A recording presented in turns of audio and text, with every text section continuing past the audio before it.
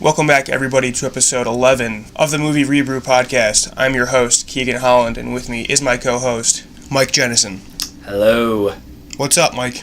Nothing much. Saw a hell of a lot of movies this week. I didn't. Another early one for us, though. It's 9:20, and I'm not awake as much as I'd like to be. Hey, this is the first time Keegan's woken up before 9 in 6.5 years, so. That joke again? Correct the joke 10 minutes before we started this, and Yep. I had to go back to the wall. This week, we will be reviewing The Post, Steven Spielberg's movie starring Tom Hanks and Meryl Streep. And Mike, this week you picked the beers, and I'm interested to see how you tie this into the movie in any way, shape, or form. Yeah, so I got Columbus Brewing Company's IPA. Can I guess? Why I got it? Yeah. Go for it. Columbus Dispatch. Is that the newspaper in Columbus? Yeah. Yeah, I mean, maybe. It's about as good as the one that I have. Oh, God. This is my favorite IPA, and Tom Hanks is my favorite actor, so... That's no connection. That's zero connection. Also, yeah, that's all I got. Oh, Awesome. Also, I told you I was gonna get the beer this week. Woke up this morning, realized I didn't. Where'd you get it from? Went into the upstairs fridge, stole my roommate's six-pack of Columbus IPA. Full disclosure. Great. But I do like it. It is my favorite IPA. We will also be discussing the Critics' Choice Awards, which were last night, which I didn't watch, but you can give your rundown of it. But first, let's crack the beers. Toenail clippers and a bottle opener. I'm not sure I want to use this. 2 in 1. You will not starve with that. Didn't give me a glass to pour in. Because I suck. Guess I'm all natural from the bottle. You can look at it here, though. Presentation. It is your normal-looking IPA. Mm-hmm. Stout bottle. Stout bottle. It's a nice bottle. Not much going on, but it feels nice in the hands. 6.3. It's brewed in Columbus, Ohio, from Columbus Brewery. Usually we try to read the description. Should I read the government warning from the Surgeon General? Is there no description on this? There is no description on this. All right. Cheers, Mike. Cheers. It's good. It's a good IPA. Yeah. You can definitely finish a six-pack of these. It's smooth. It's a little nutty. I'm becoming more and more of an IPA guy. But, I mean, this doesn't really stand out. It just seems... It's good. It's not as citrusy as the ones you've liked. And you might hear a similar review down the line. Alright, now let's get to the news. Good evening. I'm Will McAvoy. And I'm Evan Baxter, and here's what's making news. Good evening. I'm Ron Burgundy, and this is what's happening in your world tonight. A lot of sexual misconduct and harassment news this week, which is unfortunate. What a big surprise. With some of these, kind of. I don't know. Maybe not. Stan Lee got some sexual misconduct thrown at him and harassment for groping. I mean, he's 95 years old. In the past, this stuff was pretty normal. Commonplace? Yeah. But just to see, like, a hero of mine like that, someone to look up to, an icon to get this kind of stuff, that sucks. He vehemently denies it, though, right? He denies it vehemently. I'm not going to attempt that word either. What did you say? Vehemently? It's not it. But yeah, he denies it. I mean, you have to. You can't come out and say... Vehemently. Yeah.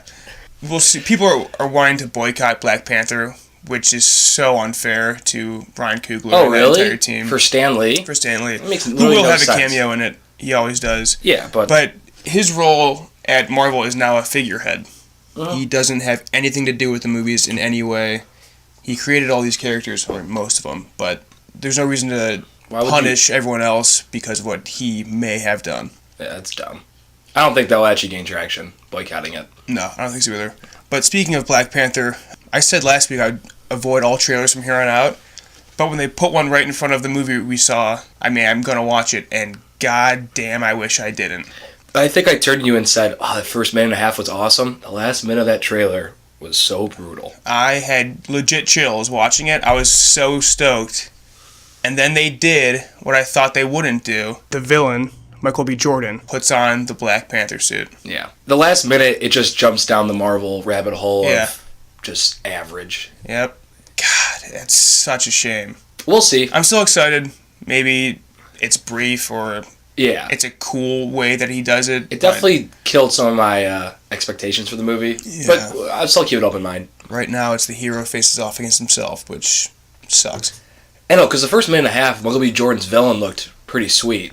Yeah, I know. His costume is dope. I was and wondering- and even like his chest has like those bumps and shit. Yeah. It's awesome. I was wondering if he was going to have an accent, but he's using he talks American in it. Oh yeah? I thought. He barely talked in the trailer. There was like 2 lines, but Yeah. it seemed like he was just talking like Michael B. Jordan does. Because it does take place in Africa, so I was wondering if he was going to try to... Yeah. Because like everyone else in that movie is African, pretty sure.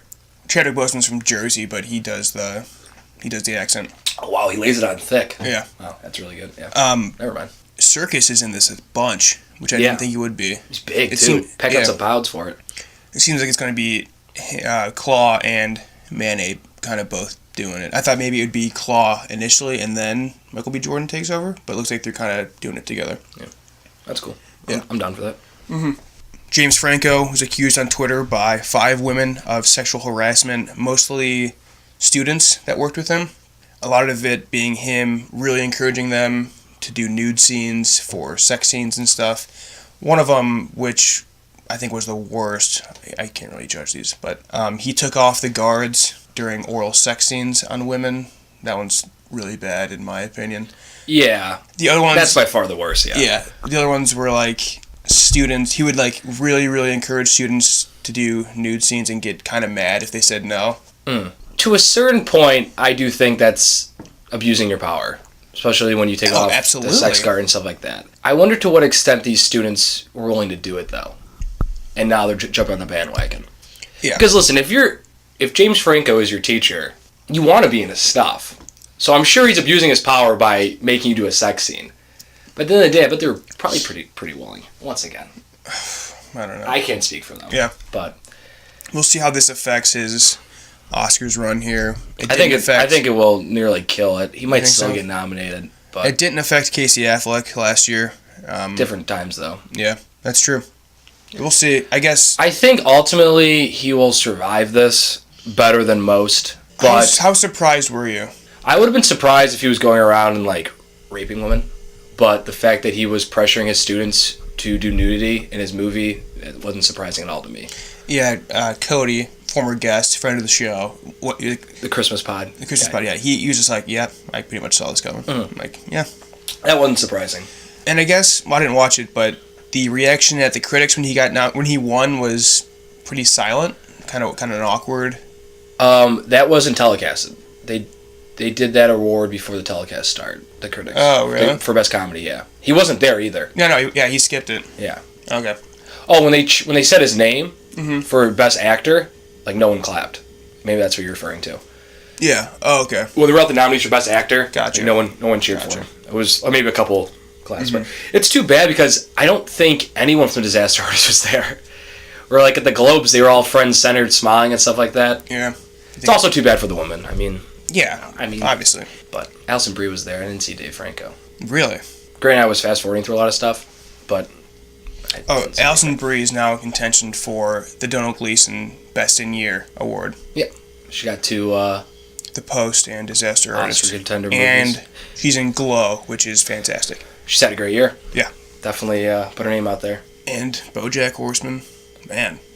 She's going to start getting some serious roles, too. Yeah. Some starring in some good movies I see coming. And then the last one, Michael Douglas has been accused of masturbating in front of an employee 32 years ago. I didn't hear that. He came out and said he did not do it, obviously. Again, this is an old school guy. He's been in the game for like 40 years now. But, I mean, we saw Kirk Douglas and Catherine Zeta-Jones for the Globes. Didn't see Michael Douglas, but that was more honoring Kirk for his work, not standing up for the Me Too movement, which a lot of that show was. Ant-Man is supposed to come out in July, right? So you wonder if this will affect that in any way, how much of this is true. But another icon accused might go down. Yeah. We'll see. And again, masturbating in front of an employee. I don't know why that's a thing. But Why is that a thing? That's a thing. That's so bizarre. I mean, people get off to weird things, but that seems very commonplace now. I don't know if that's even labeled a fetish. Yeah, Weinstein's doing it. So weird. I think Hoffman did it. Are you serious? You know about Dustin Hoffman, right? Yeah, I knew he got a kid. I didn't think that's what his was. I mean, his was a lot of rape, but I think there was also... Oh, yeah. Oh, I didn't know that. The Dustin Hoffman stuff's bad. Oh, shit. I didn't know that at all. Yeah, like 6 or 7, I think 2 accounts of rape. Why is that not brought up more? That's horrible. It came out right around Christmas, so maybe that kind of got swept under the rug a little bit, but yeah. Let's not sweep that under the rug, people. Let's talk about that more. Good God. All right. You still like The Graduate? What? Do you still like The Graduate? Do I, what? You still like The Graduate? Oh, I love The Graduate. All right. What, do you not all of a No, sudden? I'm kidding. I mean, that shouldn't affect that piece. No, I was joking. Maybe Weathers, rings on Dustin Hoffman's legacy, but shouldn't affect The Graduate. Kevin Feige picked up a screenwriter for the Black Widow movie. What took so long to get this movie going? I think they needed Wonder Woman. I think that needed to happen. I agree, but it still took... Yeah, way too long. It still took 7 months after Wonder Woman came out? That's true. Feige has been public about his, regret of not doing anything before Wonder Woman, but now Wonder Woman has opened the floodgates. I mean, I think it's crazy that people wouldn't see a movie because a female's in the lead. Yeah. It makes no sense to me. It's a good movie. It's a good movie. And, Scarlett Johansson has led blockbusters before, Yeah. like Ghost in the Shell and... I mean, Terminator Lucy. was Sarah Connor, and that was, the 80s. Yeah. I don't know why it just, stopped Dennis... Sigourney Weaver in Alien. I think that's what upset James Cameron so much. Is he's like, never took off. I've had female lead my movies all the time, and now people are crowning Wonder Woman as the first movie to ever leading girl. Yeah. But yeah. The screenwriter has been on the Blacklist, which is the top 100 unmade screenplays from any given year. So she has talent. I don't think anything she's written has been made yet, but being on the Blacklist is a pretty big honor. Anne Hathaway picked up one of her screenplays also. I think that's going to get made either this year or next year. Do you know what the movie's called? I can't remember. This does not mean this movie's going to get made. It's just they're working on it. If something happens, it happens. If not, no big deal. Black Widow. Black Widow, yeah. Yeah, I see this getting made, though. Especially because Hopefully. Twitter was blowing up when they finally did it. It would definitely make money. I don't love the character of Black Widow, though. I like ScarJo a lot. I like ScarJo a lot. I don't even know what her character's powers are. She's just a spy, which is cool because this could be a really low-budget MCU movie because they're usually all massive. When was the last low-budget MCU movie? I can't think of one. Like Thor: The Dark World? Like some shit? I mean, they're huge now. I didn't know she was just a spy. I really didn't know what her powers were. So... She's rendered pretty, useless when it comes to, those big movies. There's a really funny scene from Avengers 1 where the camera circles the Avengers and, Hulk is just, flexing and screaming. Cap it grabs his shield. Iron Man revs up his hands, and then Black Widow cocks a gun. It's so funny. Jeez. Yeah, but if they can do a small story in the MCU, which I think they should move more towards in the future, instead of these big save the world every fucking movie, fighting gods. I think that'd be awesome, and this would be a good way to do it. Yeah, especially going forward because you're about to lose some pretty big hitters. Yeah. Yeah. With Captain America and Iron Man, allegedly. Mm-hmm. And then the final story, which I don't even think should be a big story, but it is. Michelle Williams made $1,000 for her reshoots on All the Money in the World, while Mark Wahlberg made $1.5 million. And people are pushing this so hard to be a gender gap wage issue. It's not. No. She volunteered because she wanted this movie to get made because she felt bad about what happened with Kevin Spacey. So she took a pay cut, she took her per diem, and made the movie. Mark Wahlberg didn't do that. Therefore, he got paid what he was supposed to get paid. Is Mark Wahlberg an asshole for doing this? Maybe. Is it a wage gap issue? Absolutely not. I completely agree with you. Yes. It's nuts. It was a Twitter moment. It's everywhere. They want this so badly to twist it to make it men make more than women, when that is not at all what this is. No. Not even close. I mean, there is a wage issue in Hollywood. Yes. But in every industry there is. But this is not one of them. This is not an example of that. Not even close. This is Mark Wahlberg maybe being a dirtbag. Yeah. But that's it. And you can't even blame him that much for it. No. Liam Neeson came out and did a similar thing where he says, I'm against the pay cut, the wage gap, but I'm not going to take a pay cut. I'm going to make what I'm supposed to make, which is totally fine. Yeah. If they did these reshoots and Michelle Williams got paid $1 million and Wahlberg got $1.5 million, okay, fine. Then there's an argument. She took her pay cut. She wanted to make this movie made as easily as possible in order to help make what hundreds of people worked on. But Wahlberg wanted his money. There's no... This is not an issue. No. It's crazy. I completely agree. And God, Twitter was blowing up. Blowing up. They wanted to burn this movie to the ground. We're like, the fact that they did a reshoot should be what people, they should be congratulating it. That they took out Kevin Spacey, put Plummer in, but now it's the whole wage gap thing. It's too bad. So dumb. Is that movie out yet? Mm-hmm. It's one showing at Gateway right now. It was supposed to come out on my birthday, right? Yeah. Did it? Maybe they're doing a really slow release, but it's at Gateway. But Gateway just doesn't have much times for it right now. It's like, it's one time a day. Maybe it came out on your birthday at Gateway, and now it's slowly fading away. Oh, maybe. Doesn't seem I'm going to be able to see it. Yeah, which sucks. I was actually looking forward to that. Yeah, maybe I will. Your plumbing is making an appearance. This room flooded 2 months ago, so let's hope it doesn't start pouring down. All right, and that's it for the news. I have a news story. Oh, you do? Okay. Yeah. Do you remember the Movie Pass? Yeah. It's like, My cousin has it and, will defend it to his death. He wants me to get it so bad. For those who don't know it, it's like Netflix, but for the movie theater. Mm-hmm. You pay $9.95 a month, and you get a movie a day. It's available in 91% of the theaters in the nation. I did some research on my own. Almost every movie theater I know in the greater Cleveland area and greater Columbus area is under Movie Pass. Is Gateway doing it? Gateway does it. So does the AMC across the river. Yeah, but those $3 tickets, actually, it's certainly worth it. I watched 3 movies in theaters this week, I think. That's true. Even with the $3. And so, that's $9, and then I have 3 more weeks to... Yeah, you're right. Shit. I was going to say, I'm definitely going to sign up for this coming May, but... Well, I thought that an independent theater wouldn't do it. So did I. That's why I wanted to actually look into it. But no, Cedar Lee does it in Cleveland, too. Wow. Like, every movie theater I know in east side of Cleveland is under this. Awesome. And when they made the price cut from $25 to $9.95, they only had 20,000 subscribers. This was in August.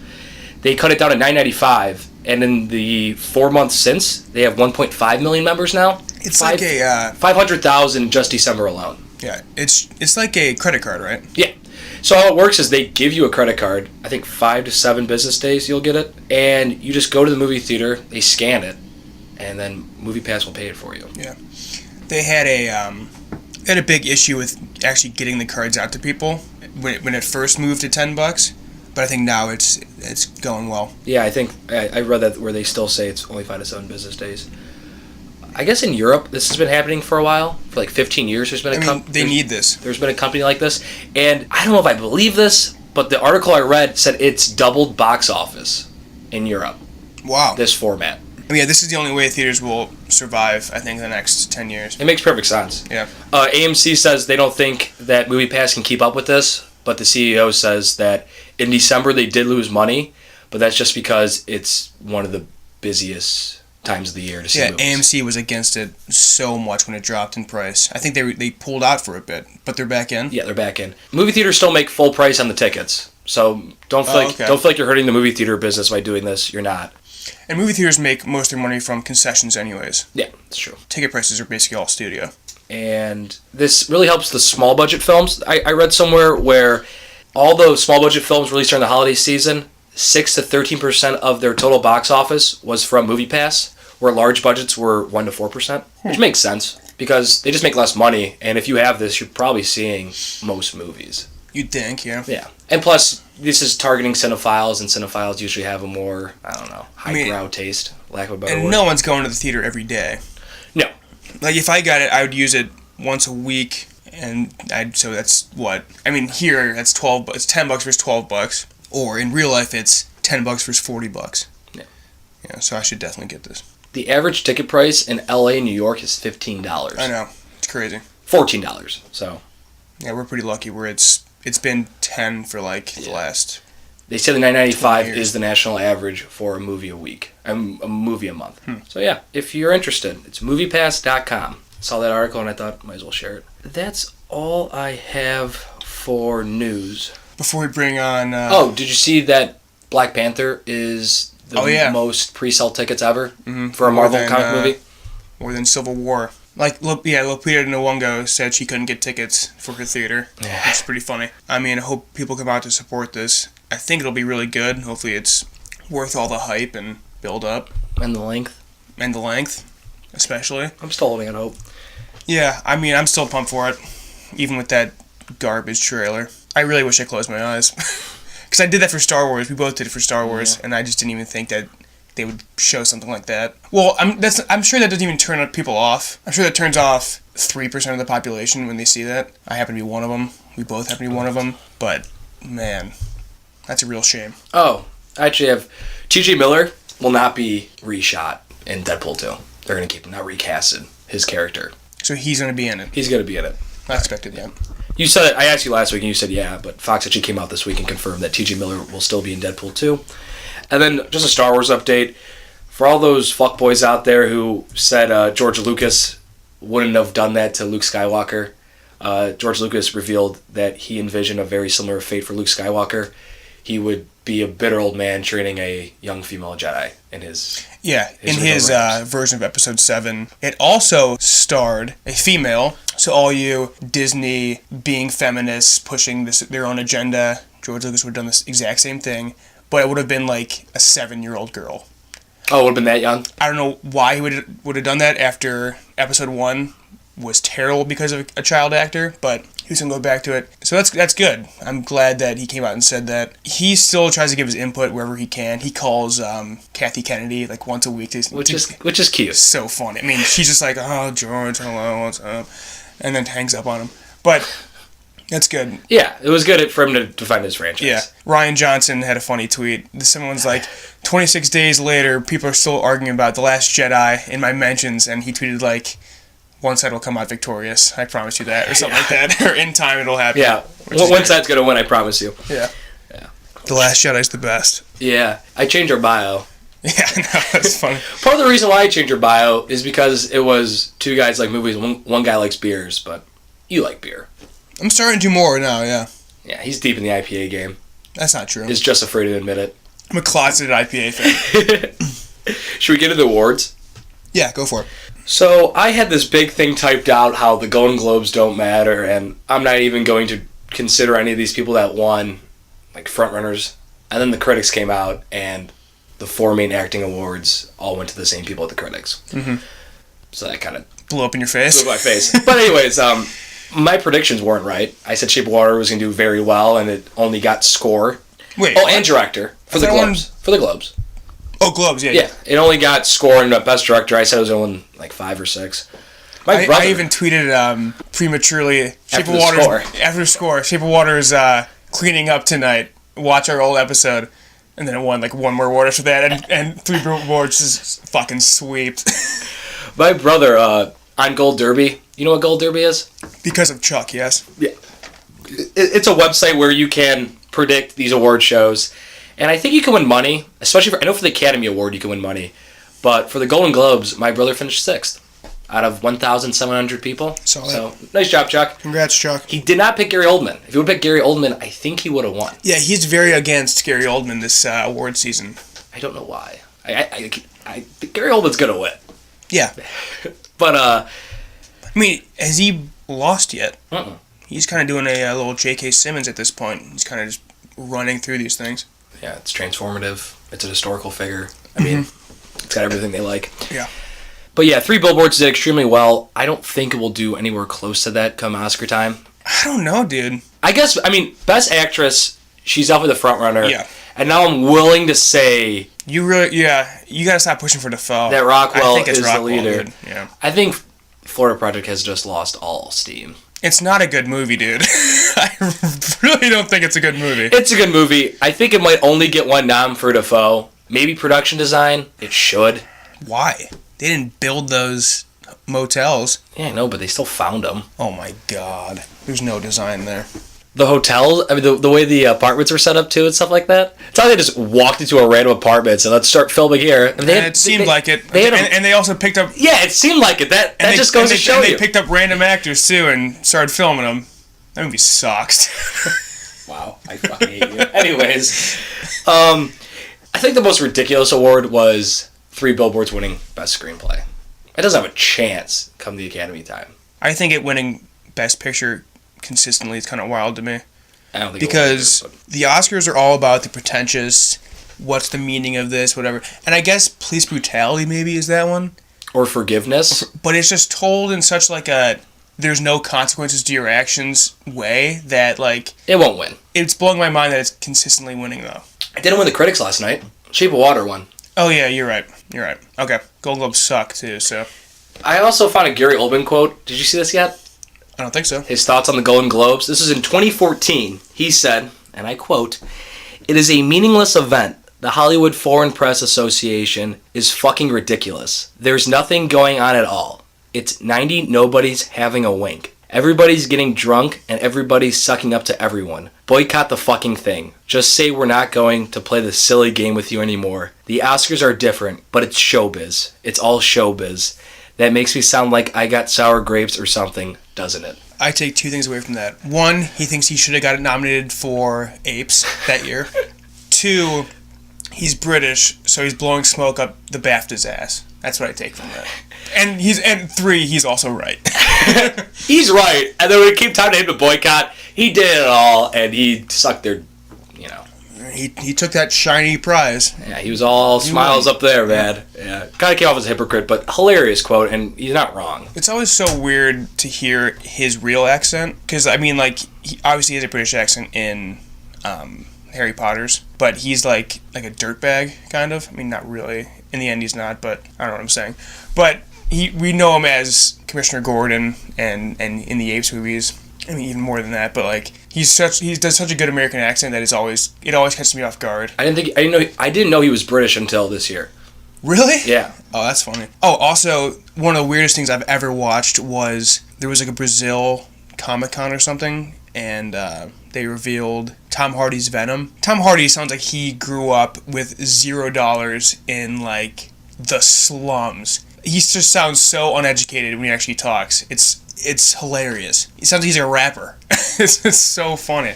I've never heard his real accent. Yeah, it's crazy. And it was such a bizarre, like thousands of Brazilians going nuts for the new Venom movie. I didn't understand it. I don't know what it was. Maybe it'll crush in Brazil and tank in the US. Maybe Venom was just the man over there. Maybe it's Why? I don't know. No one's looking for that movie, but I guess Brazil is. Yeah. Directors Guild nominations came out 2 days ago.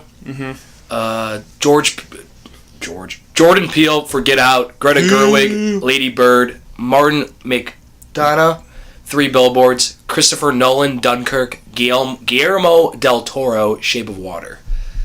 I think that's right. I think that's what it's going to be come Academy time. Obviously, my heart goes out to Denis. Yeah, Spielberg and Denis have real arguments here. But I think it's just easy not to give Spielberg a nomination for the Academy, just because he's won it so many times and stuff. And They also dicked him so many times too. Yeah, but I just think it's like Tom Hanks is probably not going to get nominated for The Post, and if he's deserving or not, we'll get into it later. But it's just easy to not nominate those guys. Yeah. And it's also easy to not nominate Meryl Streep, but they'll probably nominate her too. But for whatever reason, Meryl Streep's different. They want to give her 35 nominations before she dies. So stupid. More award news. The BAFTAs came out, and the BAFTAs are a freaking joke. They literally favorite British movies so freaking hard. Yeah. Like you texted me, your boy got a nomination, and I just assumed Edgar Wright because he's British and they probably going to nominate him. But he meant Denis Villeneuve. Yeah. Which is great. I want to shower that guy with awards. Yeah, he's French-Canadian, but Ridley Scott's British, and I'm sure Blade Runner's probably more held in high regards over there than here. At least among the BAFTA people. I don't know. Maybe. That's what I'm saying. Yeah. But yeah, cool Denis Villeneuve got a nom. Darkest Hour was nominated for Best Picture. Doesn't have a chance. Well, it might get nominated for Best Picture here, but if there was only 5 Best Pictures at the Academy Awards, it wouldn't have a chance. Hugh Grant was nominated for Paddington 2, Best Supporting Actor. To be fair, I think they're 1 and 2 are both sitting at 100% on Rotten Tomatoes. Yeah. Like, I guess they're fantastic. And Sally Hawkins is in them. Shout out to Bay. I was listening to Mr. Sunday Movies, The Weekly Planet, last week, and he gave Best Kids Movie of 2017 to Paddington 1, because he just watched it and he said it's amazing. So, man, maybe I guess it's really good. Maybe I gotta see Paddington 1. Yeah. That's Nicole Kidman in the first one, right? All I know is it got really good reviews, but it's so British. Mm-hmm. And Hugh Grant is so British, and they love him. Hugh Grant is Britain. Paddington 2 was also nominated for Best Adapted Screenplay, and they just can't get enough of Paddington. They love their own, man. They do. I respect I can see Peter Rabbit getting some love next year at the BAFTAs. He'll probably win Best British Film. Yeah. A movie I'm excited for, Film Stars Don't Die in Liverpool, got 3 noms. I don't think it'll get a nom at the Academy Awards, but it got Best Actress for Annette Bening, Best Adapted Screenplay, and wait for it, Best Actor for J.B. Bell of that movie. I didn't know Jimmy Bell was in that movie. Yeah. Jimmy Bell is British. He's British. Obviously, this movie takes place in British, because Film Stars Don't Die in Liverpool. Takes place in British. in Britain. I think it's about a famous British actress. I have not read up on it. I just like Annette Bening, and so I'm there. But they also love 3 Billboards, but everyone loves 3 Billboards. Martin McDonagh is British. Yeah, but I don't think it has to do anything with him being... I mean, it does have to do with him being British, but... It does. But he probably would get nominated in those roles anyways. Yeah. And then Shape of Water got 12 noms. Because Guillermo's British. No surprise there. It's probably going to get the most noms at the Academy Awards. I'm taking very little away from this, except for Daniel Kaluuya got Best Actor. I think he's now favored over Hanks to get the last Best Actor spot. Nice. Christopher Plummer and Woody Harrelson both got Supporting Actor noms. Woody Harrelson for 3 Billboards. Christopher Plummer for... All the Money in the World. All the Money in the World. I think we got to take both of them seriously. It's probably an 8-dude race for those 5 spots. And there was really no major snubs except for The Big Sick got 0, but that's not really surprising. I can't see British people really liking that movie. It's crazy that these award shows that do comedies, not much love for The Big Sick, which feels like the only legit comedy that should be getting like this big praise from these kind of award shows. I feel like that's it's going to sound weird because it's like mostly an Indian and white family, but it's a very American movie, I feel. Yeah, maybe. They're making. I mean, Ray Romano's in it. I don't think anyone outside of America likes Ray Romano, but America does. Yeah. They make Forrest Gump jokes in it. You know, it's Holly Hunter. Holly Hunter? Holly Hunter talks in a Southern accent. Yeah, Holly yeah. Hunt. Maybe just Hunt. I don't know. But yeah, I love her voice so much. It's so Southern. It's great. I loved this movie. Mm-hmm. It's great. It did win Best Comedy at the Critics. Oh, good. Over Lady Bird. I should have watched the critics before making all these comments. I'm going to be a little contrarian here. I like the BAFTAs because they do a award of up-and-coming star, which I think is a good award because John Boyega won it the year Force Awakens came out, and he's the man. And for that reason alone, Keen likes the BAFTAs. For that reason alone, and also they do award people that sometimes get neglected from Oscars or Globes and stuff. Jake Gyllenhaal was nominated for Nocturnal Animal last year. Mm-hmm. Denis Villeneuve. And neither of those guys are British. That's true. So they know their shit, I'd say, over there at the BAFTAs. And also, there's more people vote in the BAFTAs than any other award show that also vote in the Oscars. So it's not the worst precursor. But they do get a little wild with it.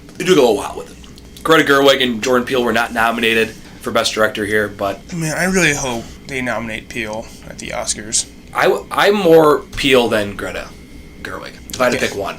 Spoiler alert, I didn't watch Lady Bird this week. I can't believe this. I saw that it was still here next week. I said, oh, there's my out. I'll see it next week. Sorry, go on. Yeah, I mean, I love Peele, obviously from Key and Peele and Mad TV and stuff, but, I mean, Get Out is just such a good movie, and it's his first movie, which is incredible. So, yeah, I want him to win everything if he can. And there's so many moving parts in that movie, and he pulls it off. Yeah. Like, just the visual of him falling to the sunken place. Sunken place. Mm-hmm. And, like, with the teacup and stuff like that. That whole scene alone, he should get Best Director for that. Yeah. Man, he's great. I can't wait to see what else he does. Me and Keegan didn't watch the Globes together, but during it, Keegan texted me and said, man, I feel like Lady Bird and 3 Billboards should switch for comedy. And I go, Lady Bird's actually pretty funny. And Keegan's like, yeah, I guess the guy that hasn't seen Lady Bird shouldn't pass judgment. But to me, 3 Billboards is comedy. Very clearly is a comedy. And is it more than Lady Bird? That's something up for debate. I think they're about on par. Really? I laughed a lot during Lady Bird. Okay. I'm excited for you to see it. So it's an hour and a half, not an hour 20. Lady Bird? Yeah. And we saw Tanya this week. That's definitely a comedy. Oh, absolutely, yeah. I was fucking dying during that movie. Right before I walked into the post, I caught the runtime, and I was just like, oh, fuck. Hour 57? 2:10. I saw hour 57 this morning. It's 130 minutes. Unless Gateway's lying to my face. Yeah, hour 55. Man, they just tack on 15 minutes on the. You want to hear what Google puts under genres for the post? Do you care to guess? Historical, drama, Political, thriller. Okay, whatever. Let's go thriller. And thriller film. I guess it gets kind of. Well, we'll get to it. Yeah, sorry, that's hilarious. Any more on? Oh, I texted you also. Man, Allison Janney really making a run here, picking up some steam. That's surprising, and I think Titania's gonna get a Best Picture nom now. I think it should. I think it should. I didn't think it was going to at one point, but now with her kind of leading the way, after seeing the movie, won the it got Critics. a Producer Guild nom. It won, yeah. She won the Globe and the Critics. I'm sorry. Yeah, and Margaret Robbie won Best Comedic Actress at the Critics. Nice. Over Saoirse Ronan. Lady Bird didn't win a single award at the Critics, which is crazy because that movie has one rotten score, and it's from a dude with a blog. Wow. So I think Lady Bird's losing a lot of steam. I'm not quite sure if it's going to win anything. At the Oscars. At the Oscars. No, she'll win. Saoirse Ronan will win. Best Actress? Yeah.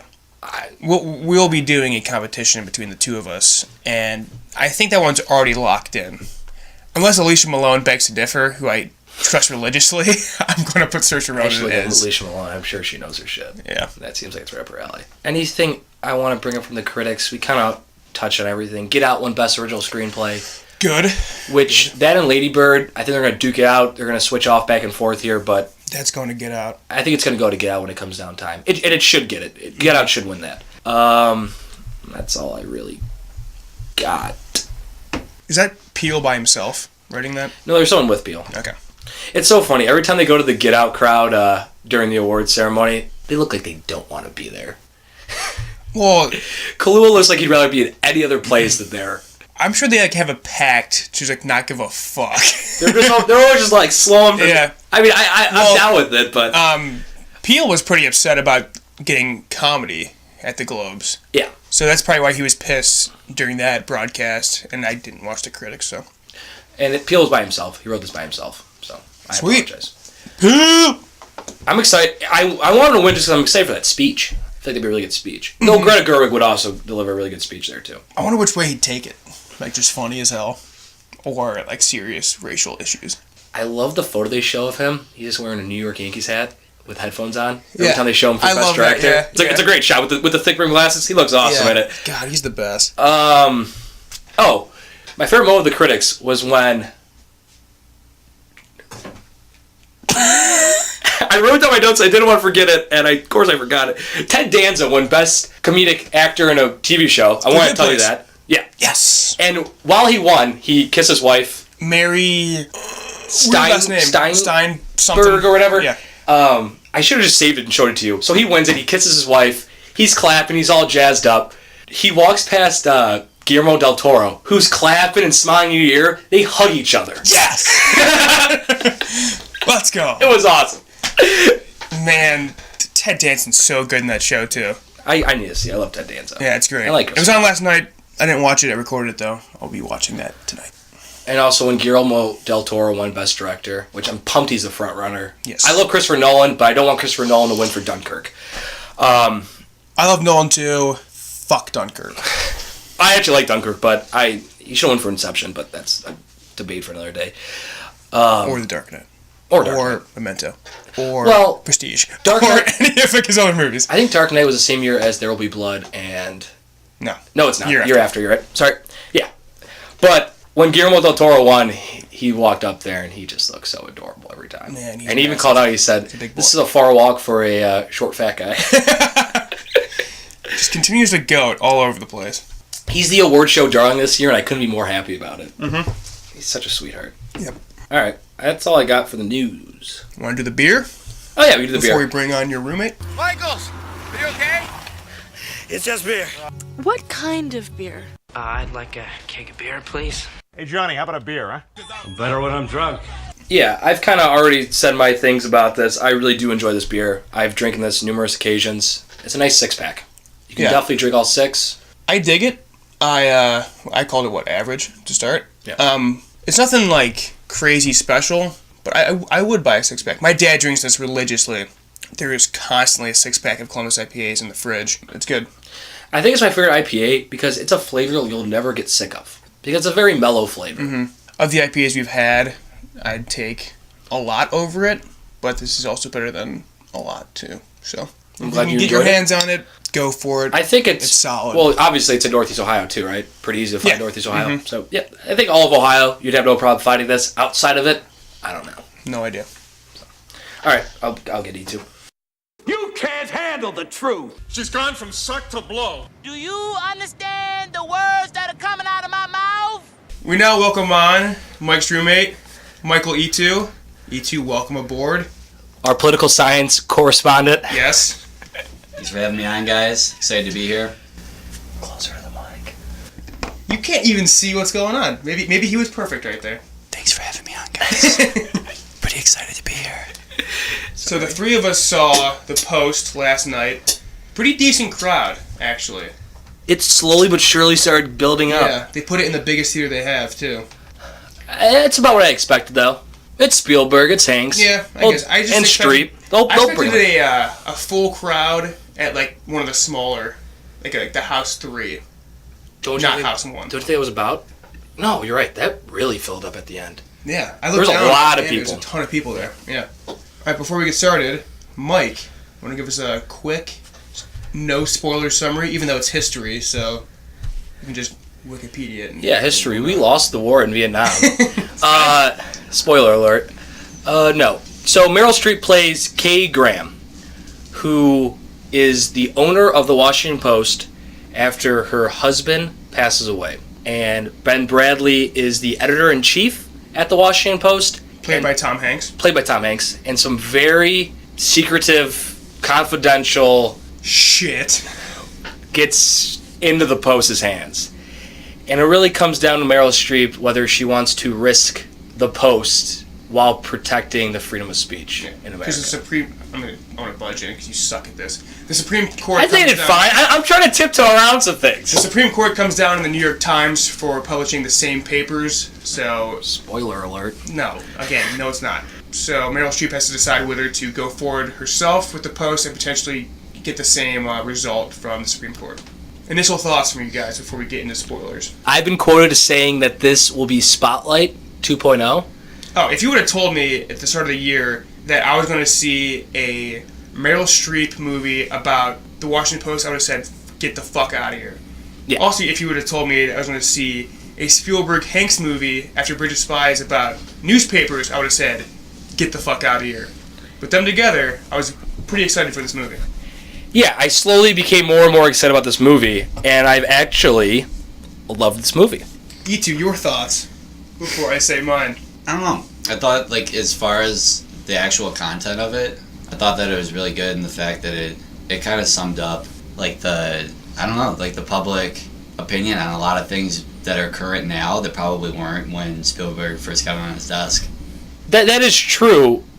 Trump was already attacking newspapers before he even got elected, but in the last 10 months it's definitely gained steam. Yeah. I mean, I guess to be a little bit more clear, I was taking the perspective of like a strong female role, and like that's kind of been building. Yeah. But I think like to the degree that it was shown in like a movie like this was a little bit more than I don't know. I guess more recently. Yeah, that last scene where whatever. That's not really spoiling anything. The last scene when Streep is surrounded by all those females as she walks down the stairs. Yeah.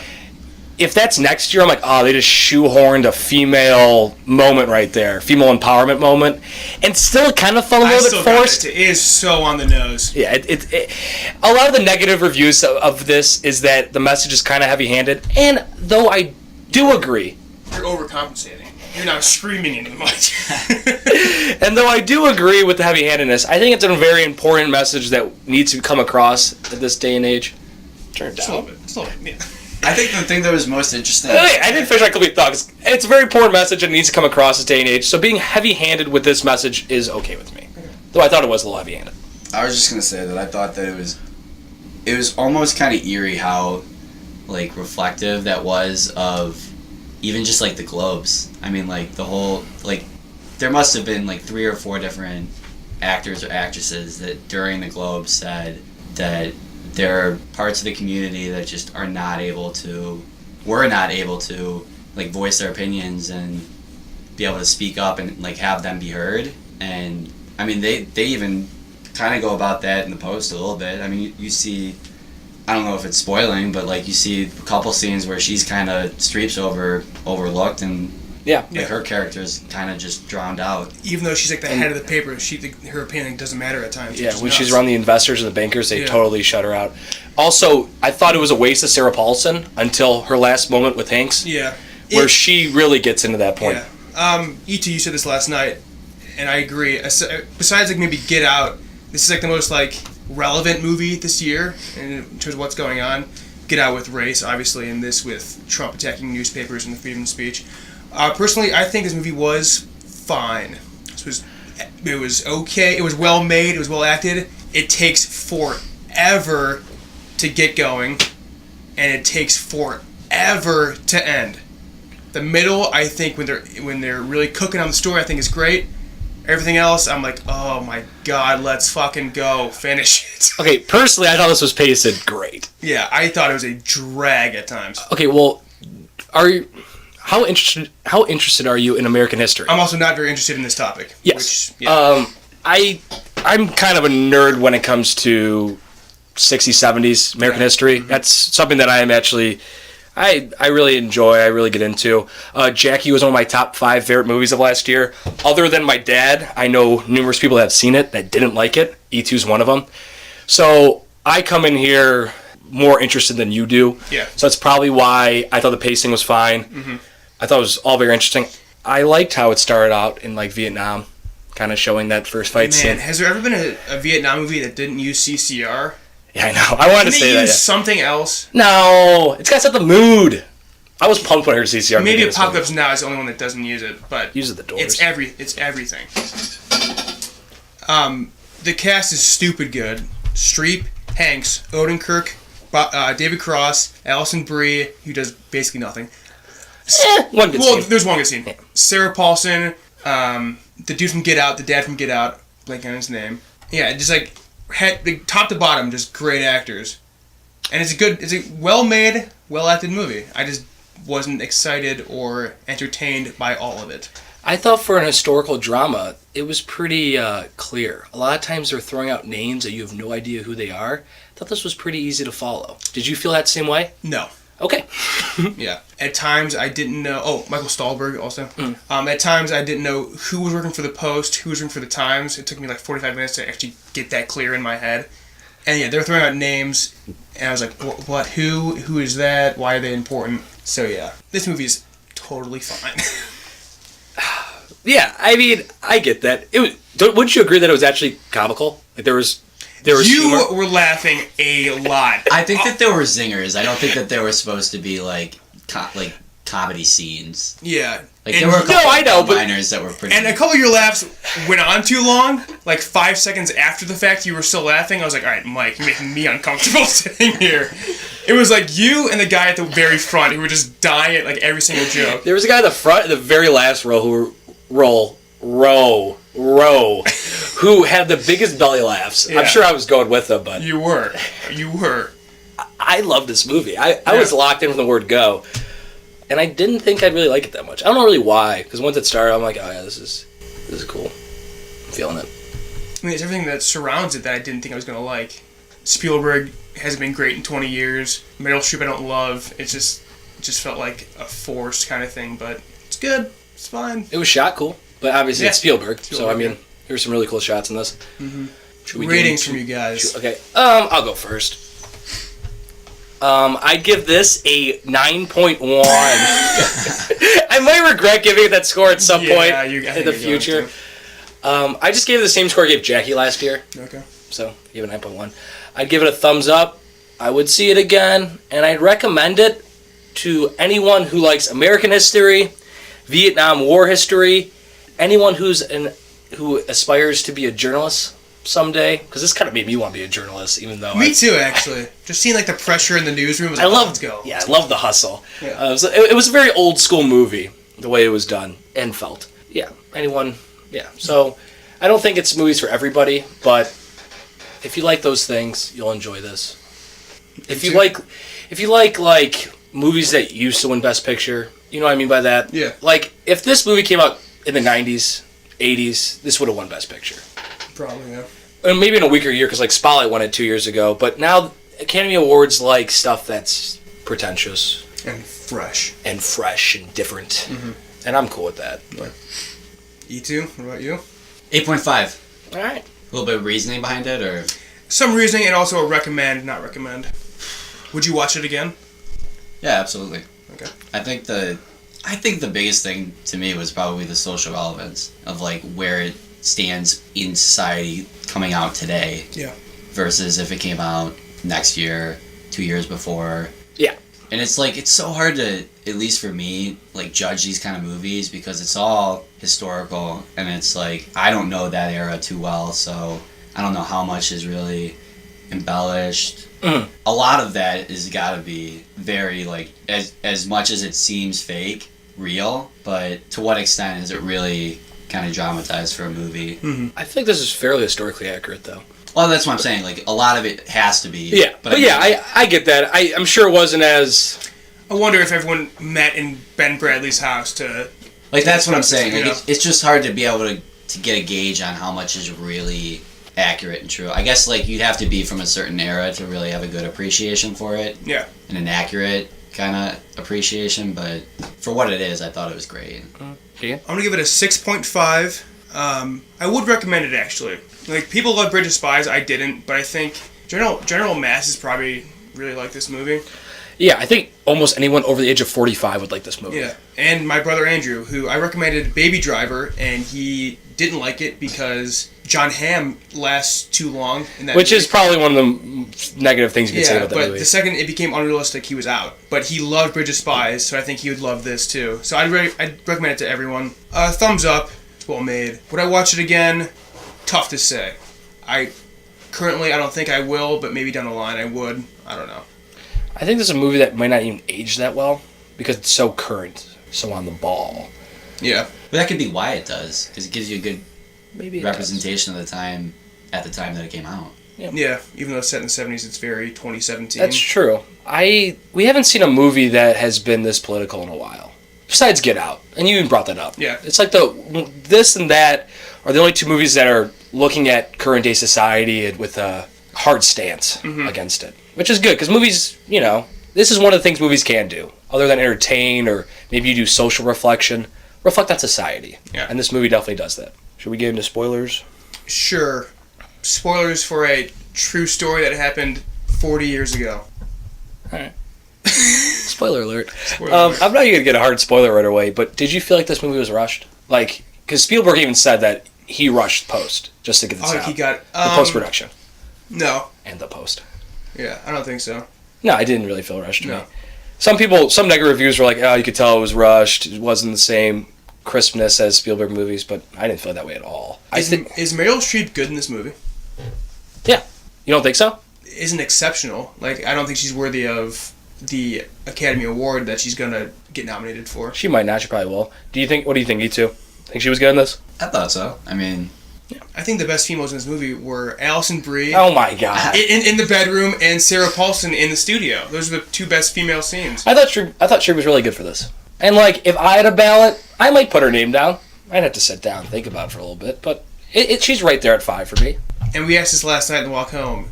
Does Tom Hanks do a good Yeah, Boston we should accent? talk about this. Yeah, sorry. The answer is no. Does he do a good Boston accent? The answer is no. No. We've seen this time and time again. He really can't do it.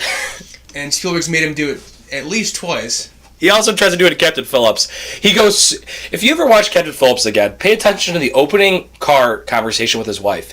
He's laying on this thick Boston accent. It's not Boston, though, but it's thick. And then he totally scraps it after that. And I could just imagine the director going, Tom, what was that?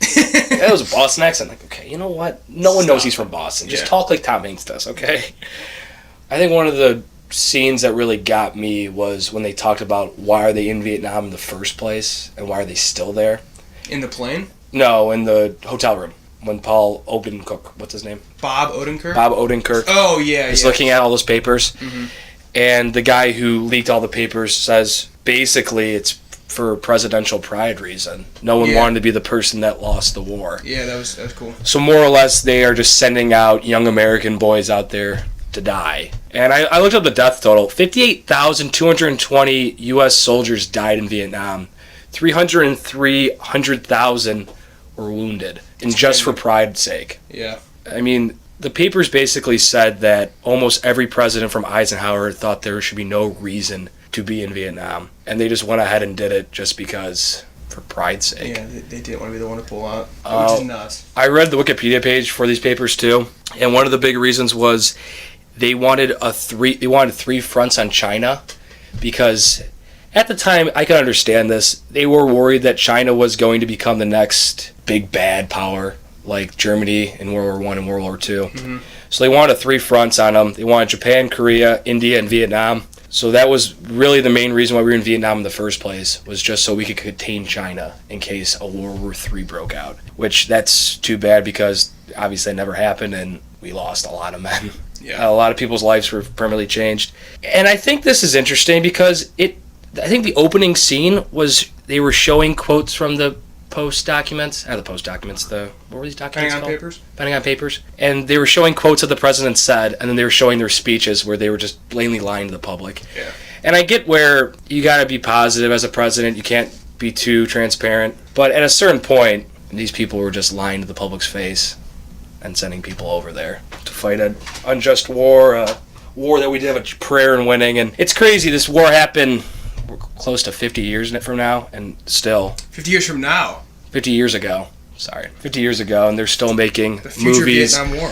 I think there was a 10-part doc on the History Channel about the Vietnam War. Did you watch any of that, either of you? We recorded it all. My roommate Harrison watched a lot of it. I guess it's phenomenal. I really want to see it. Ken Burns, right? Yeah. My dad. Did you see any of that, E2? I watched like the first episode, but I thought that it was really good. Yeah, I really want to see that. Like, there's a lot that the movie's probably leaving out, but I just thought that it was so good in the fact that you could go into the movie having no background on the subject matter and walk out and be more informed about it. Yeah, does a great job informing people on the matter, which I loved. Yeah, maybe if you knew about it, then the first 20 minutes of it just name dropping would help. Where I think that hurt me a little bit, but I'm trying to remember the first 20 minutes of the movie. It was. I just thought that there were like multiple parts of the movie where I felt like there were names being thrown out that I just had no idea what was being said. So maybe people of an older age are more familiar with those names, but they definitely would be. I don't know, just from seeing historical dramas and always being confused who everyone was, this movie, the minute I heard a name, I was trying to do a mental note of it. But I thought they did a really good job of, like, in All the President's Men, which is the Watergate scandal, at the Post too, there's a lot of names that are dropped, you don't even know who the character looks like. In this movie, I feel like they give you a background on the character a little bit before they drop the name. Like, the opening scene is the guy who does release the Pentagon Papers in Vietnam, and then on a plane ride, and he talks to the Secretary of State, and then so I think it did a good job of giving that guy a background story, where in All the President's Men, the person that is revealed to, like, give a lot of the information away, he's not introduced until that scene, and his name is brought up a couple times, and I was just, that made me confused. But people liked how All the President's Men wasn't, like, hand-feeding you, lack of a better word, how you kind of had to think for yourself, and you were kind of in their spot trying to figure out the scandal. Mm-hmm. So I get both sides of that, but I personally prefer the Post, how they handled this. Do you think this actually kind of defends Trump, in a way? I mean, does it defend Nixon? Because it's the same thing. No, but I think it should. Nixon. I think people like to say Trump is fighting against the free press, but this shows that every single president throughout history has always been against the free press. I mean, this movie, Nixon literally doesn't let the New York Times post something for 4 days. Takes them to Supreme Court, sues them. Trump has not gone anywhere close to that. Now, he's tried to disprove them, discredit them. He's coming out with the fake news awards. Yeah. So I'm not saying... It's different, though, with, like, he tweets every day fake news, and the influence he has over people just because social media is a lot bigger than Nixon, I'd say. That could also be like a strategic move on his part to not do something as extreme as Nixon did, because, I mean, you saw the backlash even in the movie. Could you imagine, like, if that happened now? Oh, it'd be absolutely ridiculous. I mean, when Trump just tries to disprove a CNN report for no apparent reason, people go up in arms. Yeah. But yeah, I thought I didn't really know the extent of how, I guess I should have, how much the presidents have always had control over the papers. They go into talking about how Kennedy was best friends with Tom Hanks' character, Ben Bradley, and how Ben Bradley realized he was just a pawn in the Kennedy machine after the assassination. So, I'm not saying it justifies what Trump's doing in any regards. I'm just saying I think it opened my eyes to realizing that This isn't the first time. this isn't the first time, nor will be the last. Yeah. But it's important that the American public knows that this happens. I love the way Nixon was portrayed in this movie. Yeah, they just shot his back. They shot his... his fat nose. Yeah. Do you know who played him? No idea. But yeah, Nixon was just shot from outside of the White House and then just saying absurd things, which I'm sure were true, but like... I'm sure they were just recordings of him. Because isn't he the one that recorded basically everything he said? I guess that's... Yeah, no one's credited as playing Nixon. So maybe it is Nixon's recordings. Yeah. It sounded dead on to his voice. Thought that was really cool. Also, the last scene in this movie is probably my hardest laugh at all. Yeah, and you laughed for a long time. I just thought it was hysterical. I don't know. It's not really funny. I mean, it's Nixon saying nothing's gonna happen like this again, and then they show the Watergate. I think it was more supposed to be ironic. Maybe a chuckle, but you and guy up front laughed for the entire scene, and it was like, oh my god, this is excessive. Isn't irony supposed to be funny? Yeah, but not as funny as you made it seem. It's supposed to be like, oh man, yeah, and then, but you were like, like a fucking orangutan, laughing the entire scene. But the ending is, I actually watched the beginning of All the President's Men yesterday on YouTube, just the opening scene, not the movie again, but it's nearly shot for shot, which is cool. So yeah, and I read a critic review on this, and I wish I would remember the name, but the critic basically said the last 3 minutes of this movie works as an end credit scene for a Marvel movie for All the President's Men.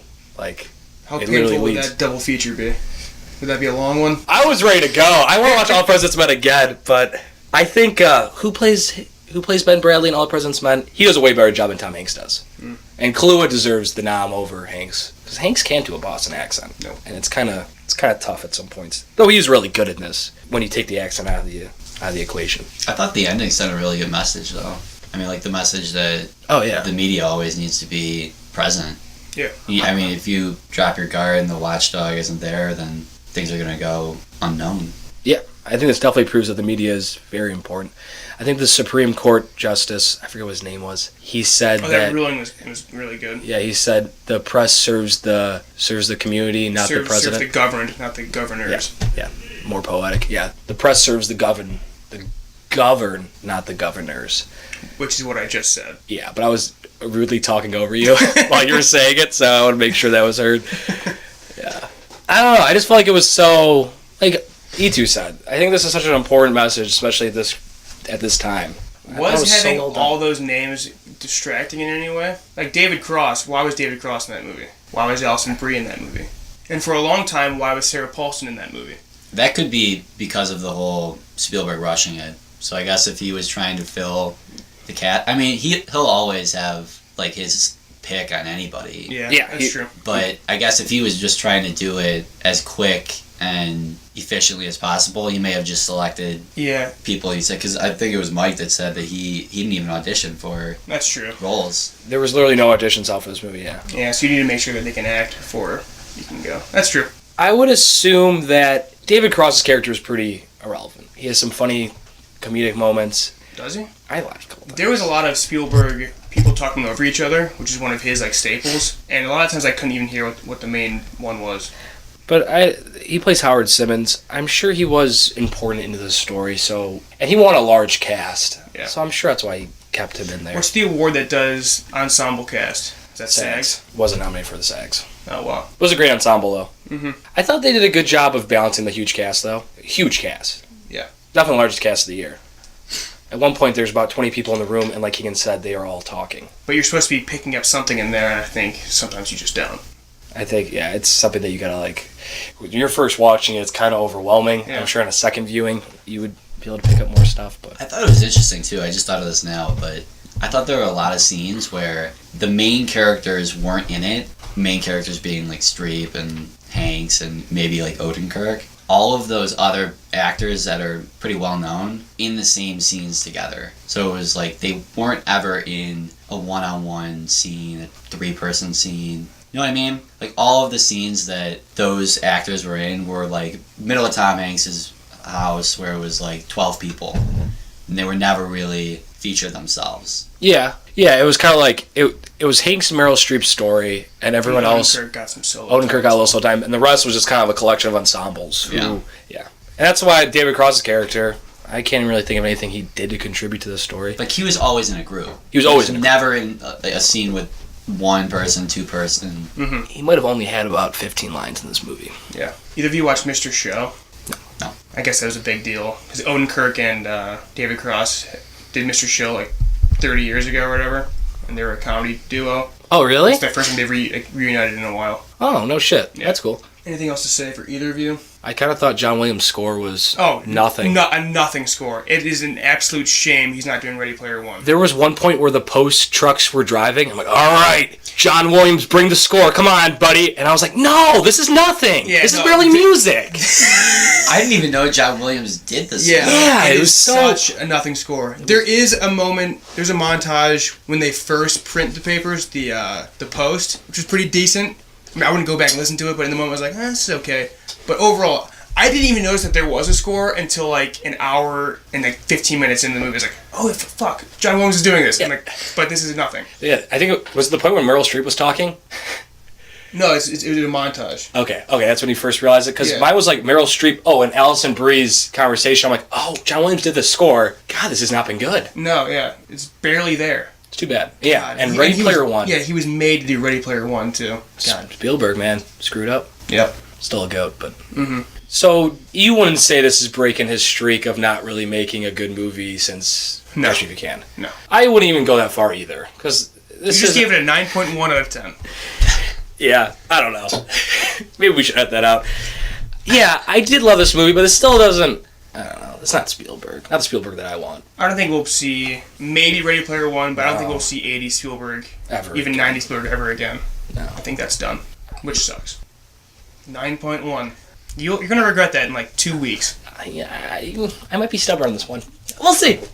I'll probably regret it, but I really dug this. I didn't check my phone once. There's only about 6 movies this year I can say that. Really? You check it that often? I usually just check once. When your phone dropped onto the floor before the first bullet flew in the Vietnam scene, scared me so bad. Especially because you were saying, it'll stay. It'll stay. No. Talking about gravity. And John Mayer just walked in. I have an iPhone 8S. It's massive. And it doesn't fit in cup. 8S? That's a thing? 8 Plus? I don't know. What. You have the newest one? I have the newest one. Oh. Not the X, but the other one. 8. It's massive, and it doesn't fit in cup holders anymore. Like, it has a balance in there, and I wedged it with my wallet, and I go to Ittu, and I'm like, think this will stay? And he's like, dude, if it sits there for 5 minutes, it's going to sit there for the whole entire movie. Like, okay. And I made some really bad John Mayer gravity joke right after that, but 5 minutes of the movie, exactly 5 minutes into the movie, it just falls. Ittu looks at me, and my hands are in my lap, and I was like, and he just starts laughing. Yeah, that was ridiculous. And it was right before the first shot. Also, you had it pointed outwards instead of falling onto the arm. You had it falling onto the floor. I like to live life on the edge. Clearly. That's true. That was poor. That was dumb. Poor use of physics. I have nothing more to add. If you want to see it, go see it. If you don't, totally fine to skip. My dad is gonna love this movie. My brother's gonna love this movie. I don't think he's gonna do anything at the awards, so he'll get a couple noms here and there, but he'll get some noms, but it won't win anything. Yeah, I can't say winning anything. So you could skip it. You guys watch anything this week? Watched a lot. I don't want to miss anything. We watched I, Tonya. We'll get more into that in 2 weeks. Saw Mudbound. I take back what I said about Mudbound. It is a slow movie. And it doesn't pay off until the last 30 minutes where it really picks up. But it's a good-ass movie.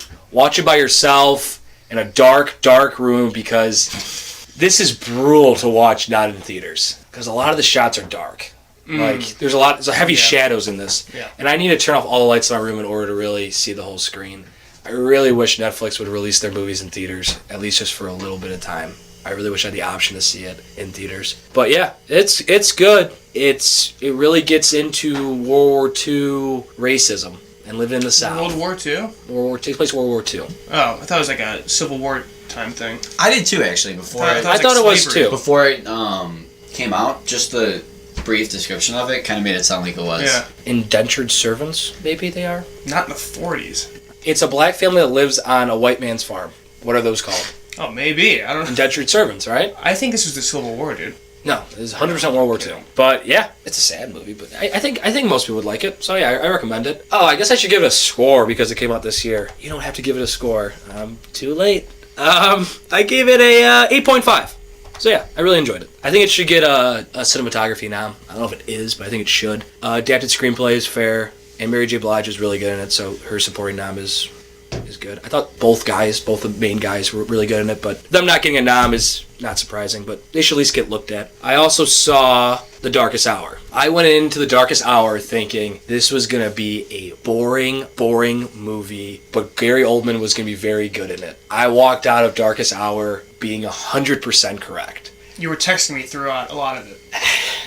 I tried for the first 30 minutes, turned my phone off, and 30 minutes in, I'm like, I can't do this. It didn't help that I was literally alone in a theater with leather recliners, and I was literally laying across a thing. I fell asleep twice during this movie. I went to the bathroom once during this movie. Wow. God, man, was it tough. How's Lily James? I didn't know she was in it, and that was a nice treat, being surprised by her appearance. He's awesome, though. Gary Oldman should win Best Actor. If you didn't tell me it was Gary Oldman, I never would have thought that. Doesn't even sound like him. There was one thing that I learned from this movie. Oh, Dunkirk plays a central theme in this movie. Really? Yeah. Yeah.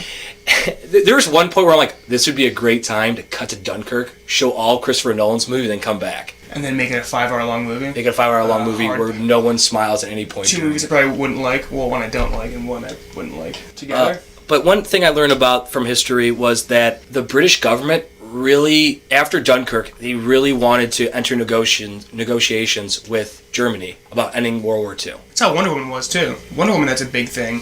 That's World War I, though. Oh, shit, you're right. Yeah. So Italy is the moderator, and everyone's pressuring Churchill to enter peace agreements. And I'm going to spoil a little bit here. This is before we got involved, right? This is before we got involved. This is just Dunkirk. This is 1940. They do have scenes in there, though, where they have Roosevelt talking about... Did you see it? Yeah. Oh, shit. Oh, you saw Darkest Hour too? Mm-hmm. Oh, yeah. The Roosevelt phone conversation was awesome. I liked that. I liked Darkest Hour for the same reason I liked The Post. It was one of those stories where not having a background on the subject matter of it didn't really impede your understanding of the movie. No, I thought it was pretty digestible. And you left more informed than you did before you even got there. Yeah, I still thought it was boring though. But yeah, it's all those things. Well, I went in with the perspective of thinking it was going to be a less good version of Lincoln. And I think it is. But I was thinking that. I was like, it's going to be a dialogue-heavy movie.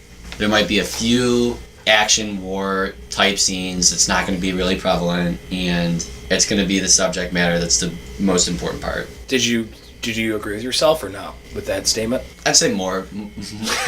Yeah, it's kind of how I felt with it. I think the big thing is that I'm not British. I'm American, baby.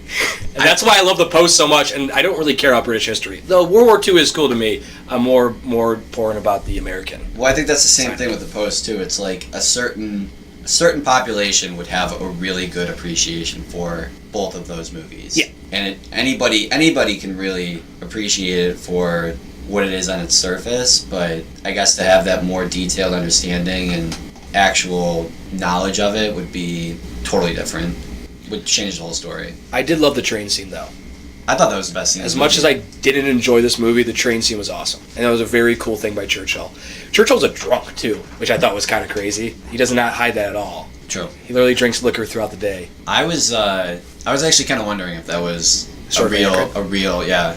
I feel like it would be, because I feel like I could see him possibly like hiding it if you're doing a historical drama, but I feel like you wouldn't add that in. I mean, as far as the train scene too, I wonder if that was... Oh, that. I mean, both, but... I did a little bit of research after this, and I think that's true to a certain extent. Okay. Like, I think he did ride the public transport, or at least polled the public's opinion. I'm sure it didn't happen to that drama film.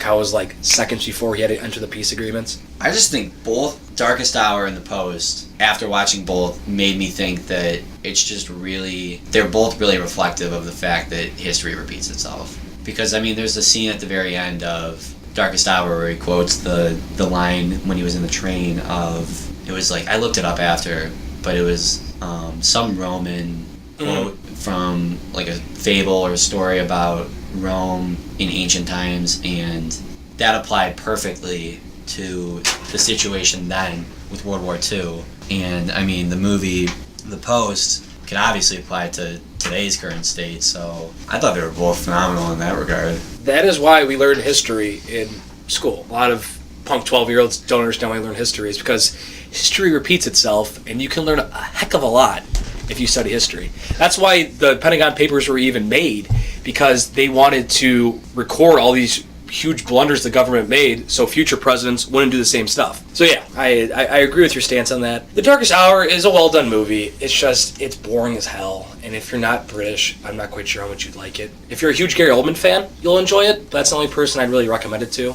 unless to our British viewers out there if you're listening. Hey, are you out there? If you are British and you're listening, please contact Keegan.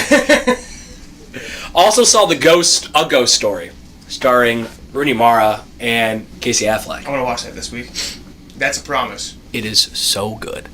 Do you know what I thought was actually really interesting? And I had come across multiple people that thought this. They had thought that the Pentagon Papers were the Panama Papers. Why? Are you guys familiar with those? No. Like the Panama Papers that came out, I can't remember exactly what year. It was a few years ago, though. It had the documents detailing like the offshore accounts that different elected officials in countries had to basically launder money. I just thought it was really interesting that there were multiple people that thought that the Post was about that, like that story. Even though it's set in the 70s? Or is it? I don't think they put that together, Yeah. but it was just kind of interesting. Yeah. I thought something was interesting. I knew about this, but it still blows my mind every time, is that the United States government basically assassinated the South Vietnam leader during the Vietnam War. Oh, yeah. Still crazy. A Ghost Story, weird as hell. Watch it alone in your room by yourself, but it's a good time. Weird as hell. I recommend it. Basically, watch it by yourself, maybe with a group of people, but you need to be quiet and just pay attention. For the record, too, the Panama Papers did date back to the 1970s, but they were leaked in 2016, I'm sorry. Panama Papers were 11.5 million leaked documents that detail financial and attorney-client information from more than 214,488 offshore entities. So documents that some dated back to 1970s were containing personal financial information from wealthy individuals. All right. Be kind of interesting still to hear a movie about that. Yeah. I think there may have been a movie about it. Oh, I wanted to mention this because I was curious, and for some reason they don't talk about it. The Ellsberg guy who stole the Pentagon Papers, he was initially charged with conspiracy, espionage, and theft of government property, but the charges were later dismissed after prosecutors investigated the Watergate scandal, discovered that the staff members in the Nixon White House had ordered the so-called White House plumbers to engage in unlawful efforts to discredit Ellsberg. So we got off because of Watergate. So A Ghost Story. I think it's an awesome movie. I have a tough time recommending to everybody because it's super artsy and it's a slow movie, but I think it's beautiful. Extremely well done. Looks amazing. Creepy. Interesting look at the world.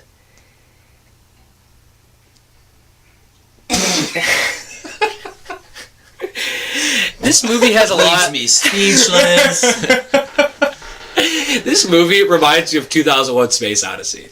Wow. So just put that in the back of your mind, Keegan, and we'll talk more in depth of it next week when you see it. But I loved it. This is another rating I might regret later on, but I'm giving it a 9.5. Holy shit. It's on a lot of people's top 10. Yeah. I think Guillermo del Toro had it too. E.T., what'd you watch? I've been catching up on Thrones, but I'm way behind. Good man. So I'm on season 4. You're trying to look it along. Yeah. You still recovering from season 3? I didn't think 3 was that big. The Red Wedding. Oh yeah, that was big. I guess that was big. Yeah. I guess the rest of it though wasn't anything huge. I mean, that's such an interesting show in that every episode always has some sort of big like plot change in it. There's no wasted episodes at all. Certainly wasted characters though. Spoiler alert. I hate you. I hate myself, so it's fine. Keegan, you watch anything? Watched Blade Runner for the 3rd time at the Ohio State Union Theater. Do you know they made 3 short movies? Yeah. Did you I watch watched them? them? Yeah, I'm going to. I want to see him. Yeah. Easily the worst theater experience I've had in a long, long time. Chick up front coughed at every vital line. Chick behind me narrated the entire movie. Another chick in front of me was visibly confused the entire movie, being like, what's going on? Keegan's singling out females and calling them chicks at the same time. Have I said females and chicks? You strictly said chicks. Oh, whatever.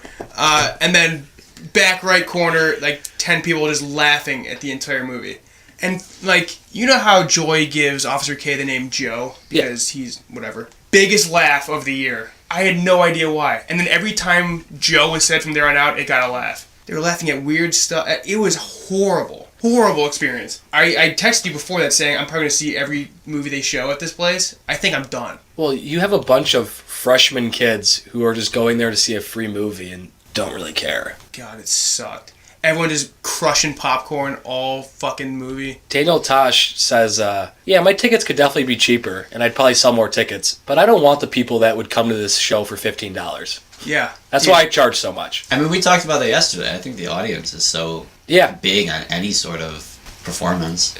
The audience makes a big difference in the movie-going experience. Yeah, and it wasn't like pitch black, so I was very aware of everyone around me the entire time. And the screen wasn't very big. I was excited because this would be my last time to see it on a big screen, and I think this movie should be seen on a big screen. But man, did it suck. I mean, the movie's still unbelievable. This movie will lose a lot of luster if you don't see it on the big screen, though. Yeah. So, never mind. I don't think it's in theaters anymore, so. No, it's not. You missed out. We gave you fair warning. Mm-hmm.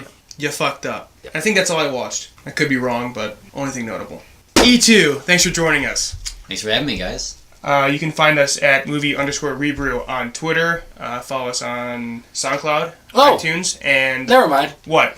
Remember how I said I want us to recommend one movie each week at the end of our podcast that's on a major streaming service? Yes, but I didn't plan for this.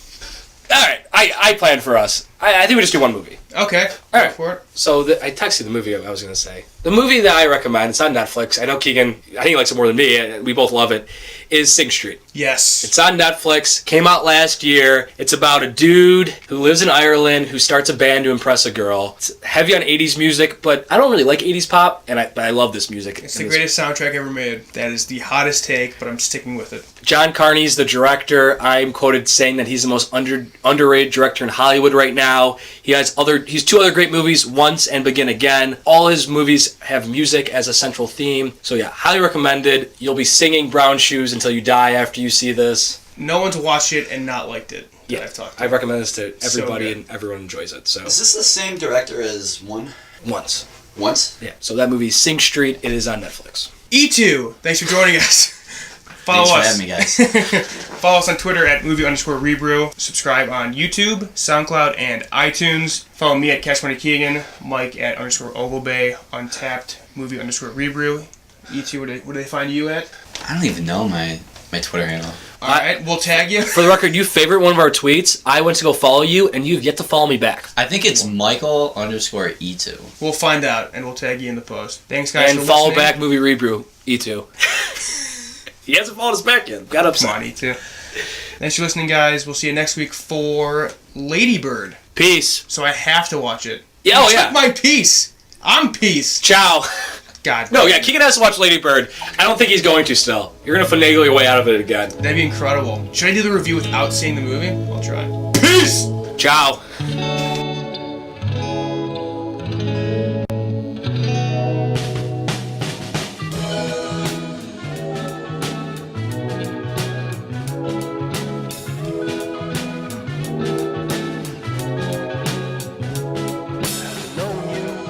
Sometime you exploded, drop a few lines. When I catch you through the static, I wish goodbye. What a classic. Perennial girl in love once a year. When it comes, she disappears. Maybe she'll stay this year. Maybe she'll stay this year.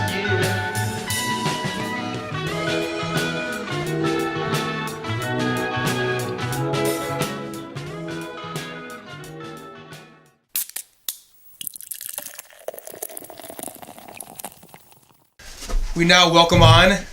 Don't sit like that. How come he doesn't wear headphones? Because I am less important. I don't give a fuck about him. He has no influence after this is recorded. Star of the recording. Very minor role afterwards.